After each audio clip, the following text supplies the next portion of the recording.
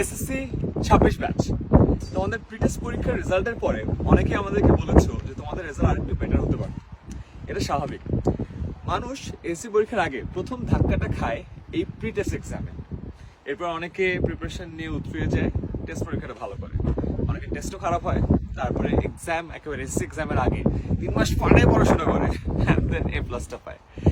গত বছর মানে এসএসসি 25 ব্যাচের যেই কোর্সটা করে আমাদের প্রায় 5,000-এরও বেশি স্টুডেন্ট A+ পেয়েছিল, সেই কোর্সে তোমাদের জন্য আমরা আবারও আনছি। ইয়েস, গত বছর যা যা ছিল ওইসব তো থাকছেই, এটার বাইরেও নতুন কিছু সংযোজনও আছে। কি আছে সেটা ডিটেলসটা নিচে কমেন্টে একটা লিঙ্ক দিয়ে দিচ্ছি, সেখানে ক্লিক করে জানতে পারবে। বা দেখো, এসএসসি 25 ব্যাচের ওভারঅল পাশের হার কমে 68% আসছে। A+এর সংখ্যা 1,82,000 থেকে কমে 1,39,000 আসছে। মানে ওভারঅল পাশ করাও কঠিন হয়ে যাচ্ছে, A+ পাওয়া তো আরো কঠিন হয়ে যাচ্ছে। এই সেম জিনিসটা তাই এখন থেকে সিরিয়াস হতে হবে।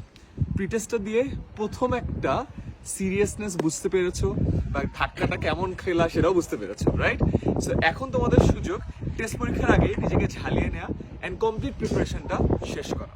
এবং এজন্যই আমাদের পুরো কোর্স, পুরো প্রোগ্রাম এবং সবকিছু ডিটেলস রেডি, কমেন্টে লিঙ্ক দেওয়া আছে, এখনই চেক করে ফেলো।